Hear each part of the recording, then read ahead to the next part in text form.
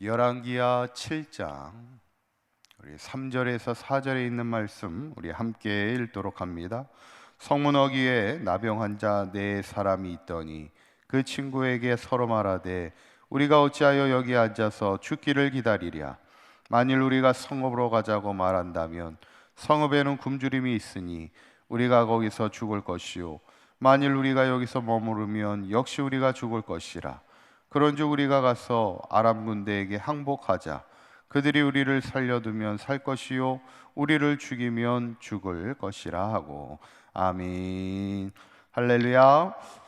우리 지난 시간에 이제 사마리아 성이 아람 군대의 그 포위 공격에 극심한 굶주림에 있을 때 엘리사가 하나님의 구원의 희망의 말씀을 주게 됩니다. 이제 내일 이맘때쯤이면 모든 것이 다 회복되리라고 말씀하는데, 그것을 의심하고 조롱하였던 그 장관이 결국에는 그가 말한 대로 구원의 역사를 누리지 못하고 백성들에 의해 밟혀 죽임을 당한다는 것.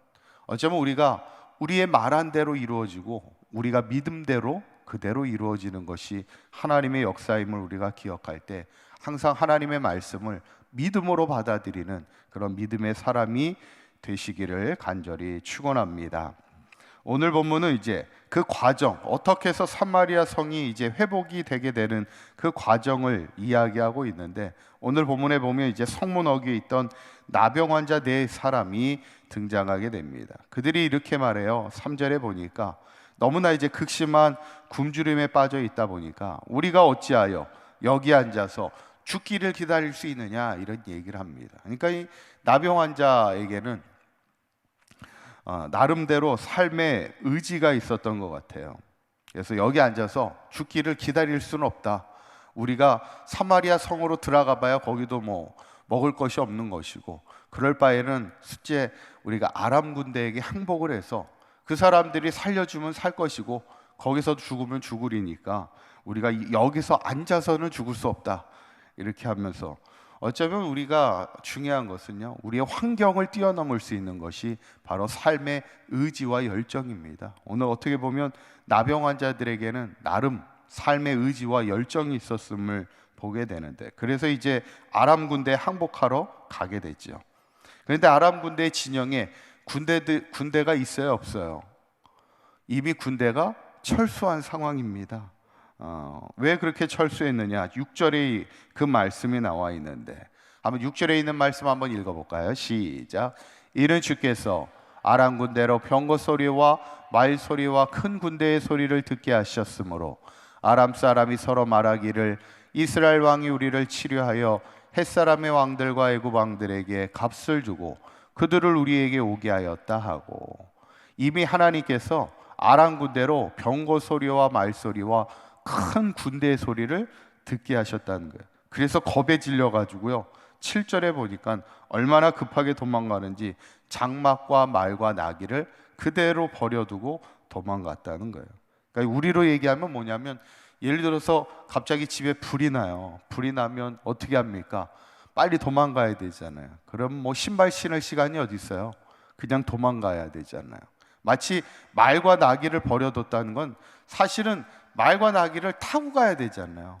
그런데 얼마나 급했으면 말과 나귀까지 놓고 그냥 뛰어 도망갔다는 얘기예요. 그만큼 하나님께서 아람 군대를 내쫓으시는데 큰 군대의 소리를 통하여 그들을 두렵게 하여 도망하게 하시는, 어떻게 보면 하나님의 도우심이죠. 이스라엘 백성을 그만큼 지키시고 도우시는 하나님의 은혜를 보게 됩니다. 결국에는 아람 군대가 사마리아 성을 포위했던 것이 이제는 끝이 나게 되는 그 순간인데, 이것을 누가 제일 먼저 알게 되는 거예요? 오늘 성경에 바로 이 나병 환자 네 사람이 제일 먼저 알게 됩니다. 그러니까 8절에 보면 뭐라고 나오냐면, 아람 군대가 놓고 간 양식을 이제 나병 환자 네 사람이 먹고 마시고 또 그들에게 필요한 은과 금과 의복을 가져다가 이제 숨겨놓게 되는 거예요.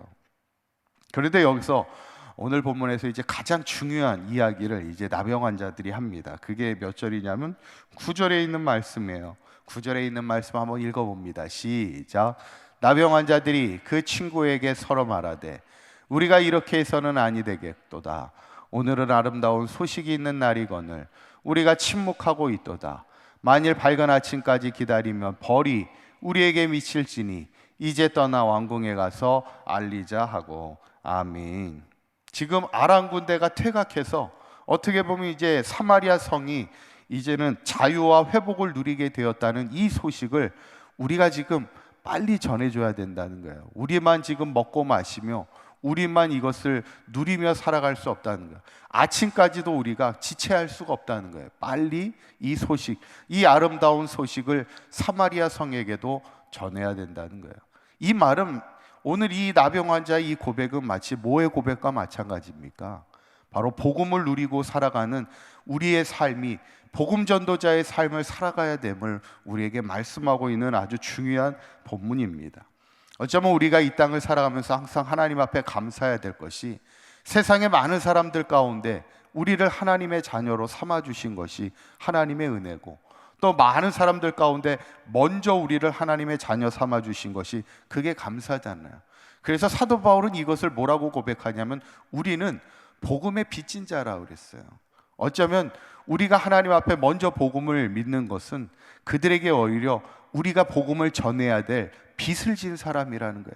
그래서 사도 바울 역시도 하나님의 복음을 증거하기에 자신의 생명을 걸고 끝까지 복음을 알지 못하는 이들에게 복음을 증거할 사명감을 가지고 전하는 것을 우리가 보게 되는데, 어쩌면 우리가 하나님의 자녀가 되었다는 것은 일단은 복음을 누리는 인생을 살아가는 것이 중요하고, 이 복음을 누리는 것도 중요하지만 누리는 것에 그치지 않고 복음을 전하는 삶을 살아가는 것을 우리에게 말씀하고 있음을 우리가 기억해야 된다는 것이죠.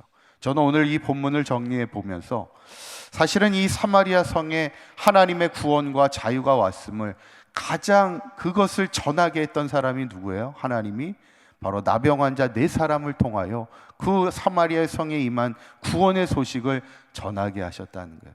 어쩌면 세상에서 가장 연약하고 가장 부족한 자를 통해서 하나님의 크고 놀라운 구원의 비밀을, 구원의 소식을 전하게 하시는 것이 또 하나님의 역사라는 것을 우리가 보면서, 우리가 때로는 부족하고 연약할지라도 하나님의 비밀을 맡은 자로서 복음 전하는 사명 우리가 끝까지 감당하면서 이 땅에 정말 소망이 없는 자들, 정말 절망 가운데 낙심 가운데 있는 이들에게 하나님의 구원의 소식을 전하며 이 땅의 모든 사람들이 하나님의 복음을 누리며 하나님의 복음 앞에 기뻐하며 행복한 인생을 살아갈 수 있는 이 땅이 될 수 있기를 기도하며 복음 전도자의 삶을 살아갈 수 있는 저와 여러분들의 삶이 되시기를 간절히 축원합니다. 기도하겠습니다. 고맙고 감사하신 하나님, 오늘 사마리아 성에 하나님의 구원의 역사가 임하게 되는 것을, 특별히 나병 환자 4사람을 통하여 그 아름다운 소식을 전하게 하시는 하나님이심을 보게 됩니다. 이 시대 여전히 소망이 없는 자와 같이 절망과 낙심에 살아가고 있는 사마리아 땅에 있는 이들과 같은 이들이 이 땅에 얼마나 많이 있습니까?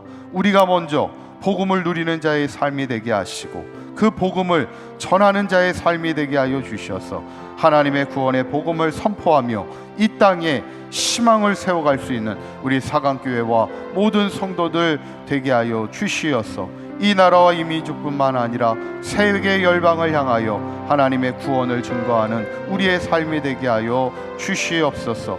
오늘 하루도 주님과 동행하는 복된 하루가 되게 하시고 오늘 하루도 복음을 누리며 복음만을 자랑하는 인생을 살아가는 사강교회 모든 성도들 되게 하여 주시옵소서. 우리 주 예수 그리스도의 이름으로 기도하옵나이다. 아멘.